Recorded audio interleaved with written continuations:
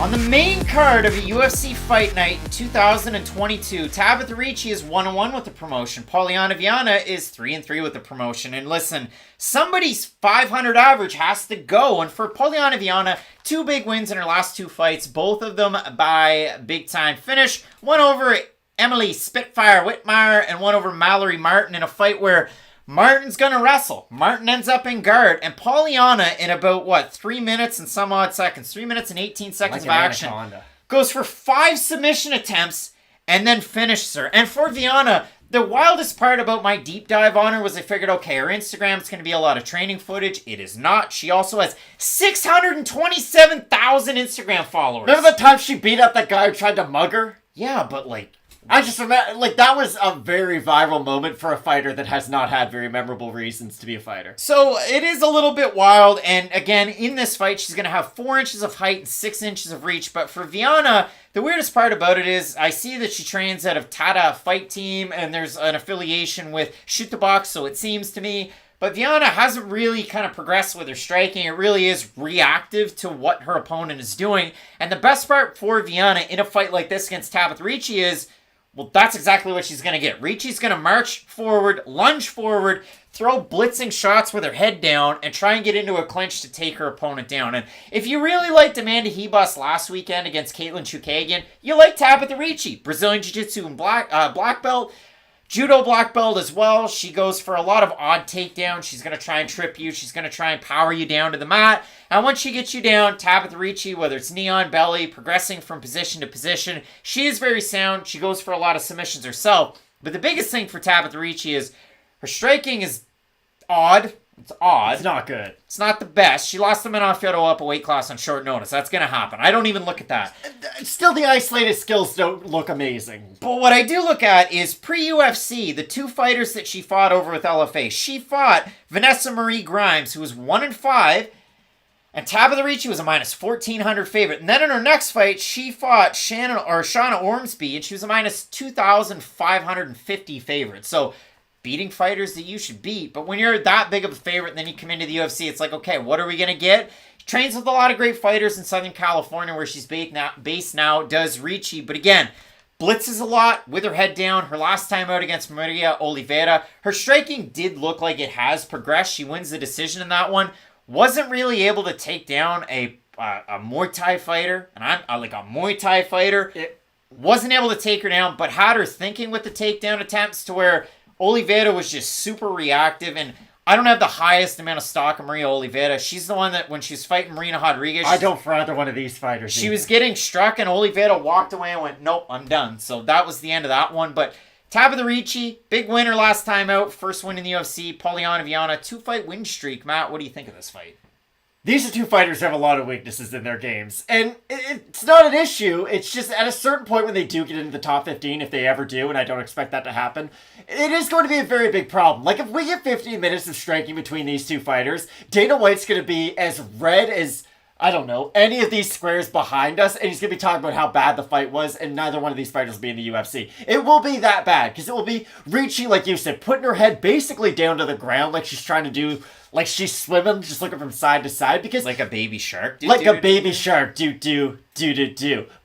do really worry about that kind of a style when she is able to fight fighters who are more than just one note. And for Polyana Viana, you're right. She doesn't strike in a way, or really just fight in a way that's conductive to her own body style whatsoever. If she did sit down on some of her strikes, physically, she's huge for this weight class. She probably would have decent pop on the end of her shots.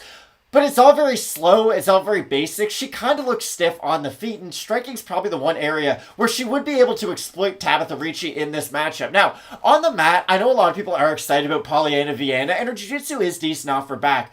But I don't look at her as someone who's going to go out there and get a lot of sweeps off her back. She'll take advantage of some of the weaknesses that her opponents show her, but it's never her going from full guard to half guard to side control, then getting the back, and then doing like a Charles Oliveira threatening with a rear naked choke into an armbar. You don't look at the things Viana do, and you never think that it's really high level. And it's the same thing with Ricci with her striking. It has improved maybe a little bit, but it's still extremely wild, and it's not consistent enough for her to go out there and win 15-minute fights just on her feet. So I think the grappling in this fight will be fun. It probably will be a lot of scrambles between these two fighters, which should it probably make for the best version entertainment-wise between these two. But it really does matter who's going to end up on top after a lot of those exchanges, because if Ricci's the one in top position, she'll be able to progress past the guard of Viera, I do believe. Now, that is the big key to this fight. Viera is long, has very long legs, and she does utilize even her closed guard very well defensively, so she's able to keep the fight in that position. Maybe she'll create sort of a stalemate and the fight will get back up to the feet, but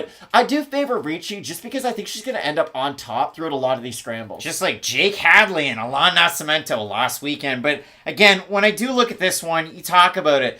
Lots of, positives that you can take out of their games, but a lot of negatives as well. It's almost like if you're a baseball team and you have somebody on the team like John McDonald or Steven Drew. Their defense is great. It's amazing. Defense can win games, especially at the hot corner. Shout out to Kyle Higosiaka. Shortstop, second base. But then when that guy's batting like 150 and they're batting ninth in your order, it's time to cut loose and cut the dead weight. Like, there are positives and negatives. And with both of these two, there's some really big positives. Both are great at jiu-jitsu. Polyana Viana is a brown belt in jiu-jitsu. Tabatha Ricci is a black belt. But sometimes none of that matters. It's just the results you're getting inside of the cage. So, again, I have a hard time with this one, to be completely honest. You can watch all the tape you want, but it does get difficult at a point. Ricci open to minus 200 favorite, minus 125 to 130 right now. You look at it for Viana, open to plus 170, plus 105. So again, those odds are closing into par. Viera has a decided advantage in terms of experience. She does have the win over Amanda Hebos on the regional scene, and also a big advantage in terms of her size. We have a look at the Tapology votes. Surprise to us there to you. I'm still going to say over under 67.5% Ricci. I'll say Ricci. I'm going to say Ricci. Oh, no. 537 total votes, 61% Viera, 74% by decision for the 39% that have Ricci, 77% by decision. Matt, fellow Canadian Shania Twain in the 90s, that don't impress me much about the striking. Neither one in of these this fight. Polyana Viana, though, I will say, I do like her kicks up the middle. She goes to the body a lot with her kicks. Got her caught against Hannah Cyphers and then dropped. She got knocked down by Hannah Cyphers. Big right hand off of a body kick that she threw. But Matt, what do you say about this one? You need range to throw kicks, and I don't think she's going to have range in this fight. The great thing about having a reach advantage is that if you know how to use it, it's a massive advantage. The problem is, if you don't know how to use your reach in an effective manner, if you don't know how to compensate for your long reach with elbows for fighters who get on the inside, then it's a detriment too, because again, you can't really get any distance and land anything of effect on a fighter who gets on the inside. I think Ricci's going to use a lot of forward movement in this fight, and I think it's going to really work out for her. I expect her to end up on top after a lot of the scrambles after the takedown attempts, and that's why I like Ricci in this fight. But I do have to say this, I am not very sold on either one of these fighters. No, this is really, really tricky, and if you've got a good read on this, I'd love to hear from you down below in that comment section. I have Tabatha Ricci as well because I like the forward movement. I don't love the winging punches, but I do like the skill set that she does possess against somebody like Polyana Viana. We've even seen Viana submitted in the UFC against... When are we ever going to see her fight again? Full Reptile's own. We're talking about Veronica Macedo. But again, Tabatha Ricci, good opportunity here this weekend. In a battle of Brazil. Somebody from Brazil is going to win this fight. Unless there's an eye poke or a Lady Cup check or maybe a draw. So we'll see. Or no contest. There are a multitude of things that could happen. But we both have Baby Shark Tabatha Ricci to get the win. Big time fights left on this card. Chidi and Njokuani. You've got Dusko Todorovic. You've got Santiago Ponzinibbio. You got me getting overly excited about his fight with Michel Pereira. And in the main event, Holm and one tricky fighter in Ketlen Vieira. Keep it locked in with Fight Night Picks. We always say, let's get into it.